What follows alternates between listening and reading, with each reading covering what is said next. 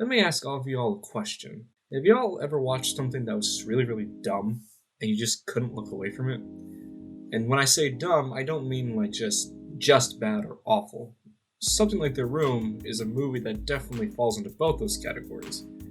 When I say dumb here, I mean more something akin to Fall Guys, which is a game that is really stupid and silly, but at the core is still a well-crafted, designed, and engaging piece of media that has hooked many players. In many ways, Fall Guys is a game very similar to a small, little-known anime known as JoJo's Bizarre Adventure.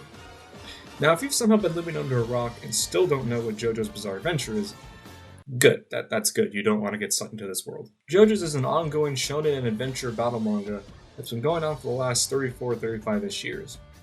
As it's continued its publication, it's greatly changed and evolved from where it started from, with the series broken into different parts that follow different members of the Joestar bloodline. There's a lot to examine and say about this series, but what I want to focus on today is the fact that JoJo, as a story, really shouldn't work. It does, but it really shouldn't. I've watched all 5 seasons of the anime so far, and as of recording this, I'm caught up on the 6th part. And with each subsequent part that I read or watch, I find myself constantly questioning why I'm watching a series about sexually charged men in designers' clothing beating each other up with ghosts. There's so much about this series that is frustrating and confusing at times, but it's just flat out terrible storytelling at times, and yet something keeps bringing me back to it, bringing all of us back. This story has so many things wrong with it, but it keeps producing high quality content somehow, and we're starting at the very beginning of it all today, examining exactly how Jojo Part 1 shouldn't work, but does. So Part 1 gets a lot of hate from readers and watchers, and not without a lot of merit. If you're a newcomer, starting the series after having hyped it up to you by a bunch of friends or random strangers online, it could definitely feel as if you were oversold on the series' quality. Jonathan as a main character doesn't help sell a lot of people on the series. He's pretty much as basic of a character as you can come by in manga. Like an earlier version of what characters like Deku and Aang, and I know, Aang is not an anime character depending on who you ask, but I'm more talking about that trope of character. You know, the kind of guy who's a nice guy, charismatic, but with Jonathan, he doesn't have any real defined character flaws or motivations that don't reside in his conflict with Dio. I guess his only weakness could be summed up in that he is too nice of a guy. You know, he's not an awfully written character, he has a distinct personality, but in terms of actual conflict and growth for his character, outside of physical growth in the series, there's not a lot there. And to focus on his character more for a little bit, it's that Jonathan is only really ever reacting to the plot happening around him. It very rarely is fueled by his choices beyond sort of the ending with his choice with Dio. Dio gets his vampire powers by accident, Jonathan trains with Hamon only because Speedwagon finds him, and the final confrontation between him and Dio is weirdly led by 3 random characters who show up with no prior connection. And yes, I know that's not technically the final confrontation he has with Dio in the series, but it is the most climactic one. And yes, they leave the story pretty much as quickly and as weirdly as they entered, but therein lies one of Part 1's other biggest flaws, one that would haunt the series to this day. There's no really other way to say it, except that weird shit gets thrown at the viewer constantly without any internal logic or explanation. And yes, the series does later grow to a point where it embraces the inherent weirdness and creativity that is in Araki's mind, but with the initially grounded setting, things like a man popping out of a horse, Speedwagon's flying saw hat, laser eyes, sun-breathing, heads in jars, punching frogs, things often pop up with little to no explanation to the viewer.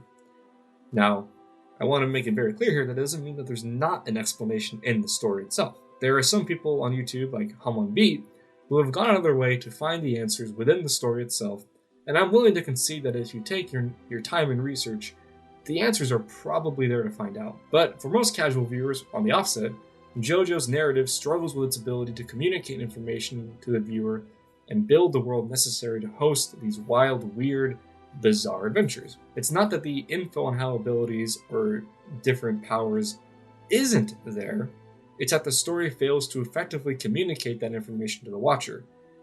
This seriously damages the world building, and something Araki seems to have focused on later down the road in Part 4 and 5, and even a little bit of Part 6. But at the offset, it's really not the story's strong suit. And last but not least, the fights. JoJo, as a series in general, is often defined by the beatdowns between villains and protagonists, and Part 1 is definitely lacking in that fight department. And focusing on the anime for a little bit, fight scenes are just mechanically and visually lackluster. Characters mostly stand around and talk, and besides Dio, don't move that much. And this is before Ghost Punchy Boys, so watching characters that are fist fighting hang in the air for minutes while they dialogue and go back and forth and have dramatic reactions to things are just kind of boring. It's not to say that there isn't inherent tension or drama in some of these fights, which we'll get to in a little bit, but a lot of them can be basically boiled down to Jonathan stands around for a bit before he punches the bad guy once or twice. And it's interesting to note that a lot of the fights later down the line in the series can also be summed up in that way, but with more interesting characters and settings and mechanics going on in the background that sometimes are more mechanically explained, and therefore more interesting. Part 1 doesn't have a very large cast of interesting characters that stick around and are important to the narrative. And with Helmon being an underwhelmingly explained battle mechanic that is also not that powerful, depending on the fight, fights don't usually hold the viewer's attention. I want to make it clear, this video is not supposed to serve as a scathing review for JoJo and why I think it's a horrible series. Rather, this video, my hope with it at least, is that it'll be a celebration of JoJo's success and strengths despite some serious rough edges. If there's one general aspect of Part 1 that I think doesn't get a lot of attention, that should, it's that the similarities between its narrative and the types of narrative it draws from, and a lot of its imagery from, mainly old European legends of knights and magic, have a lot in common with Part 1. It reads/views more akin to a fantasy story, a la the legends of King Arthur and his Knights of the Round Table, and Beowulf.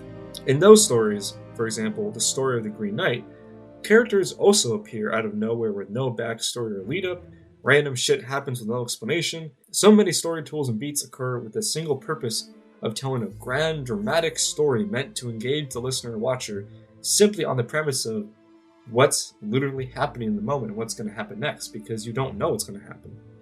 And, in some cases, to tell a message or two. And again, this isn't me saying that those old Arthurian legends and Beowulf don't have messages to them. I'm just saying that akin to Part 1, which very clearly draws a lot of its inspiration, they have a lot of these sort of seemingly random and absurd character moments or progressions in the story happen for the sake of telling a grand story. And JoJo, even Part 1, can be quite the spectacle.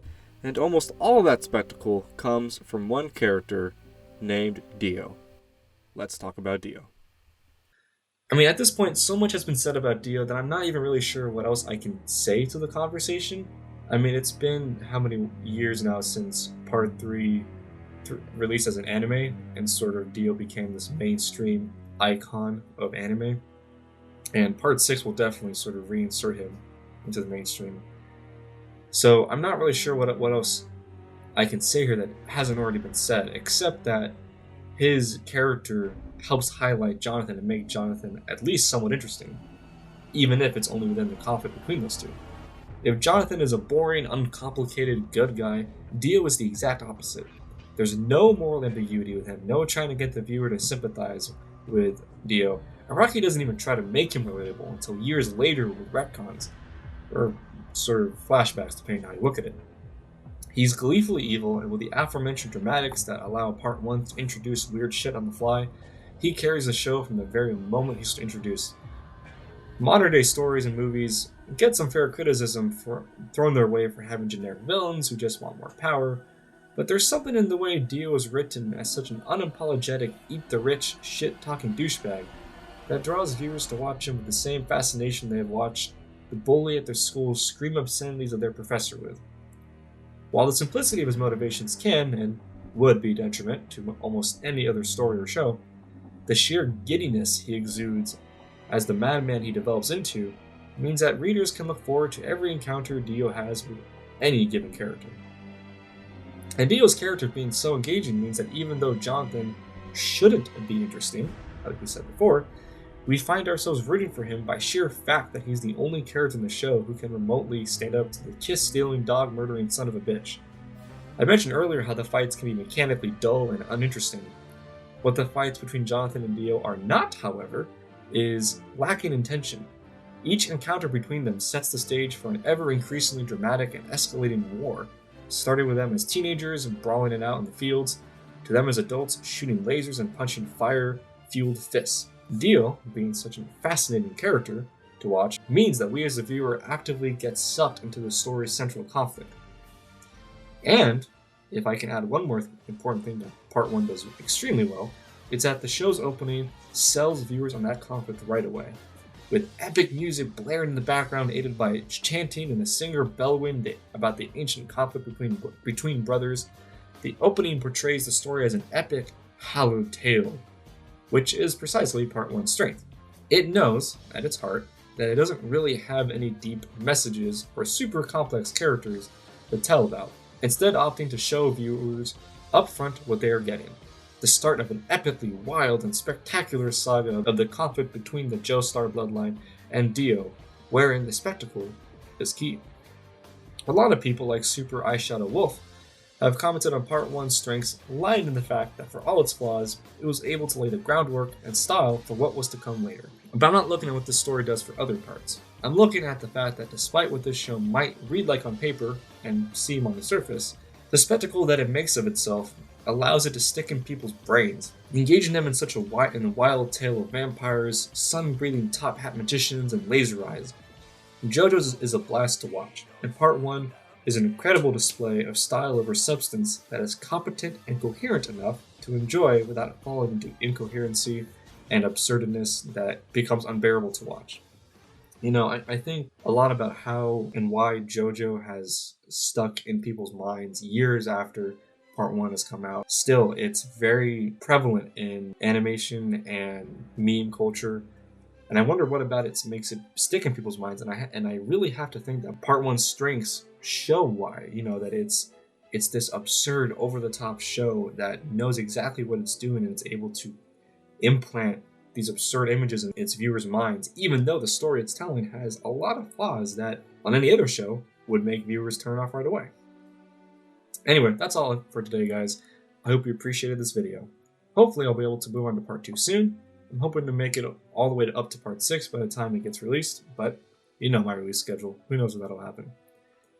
Anyway, guys, have a good day, and remember, be good people.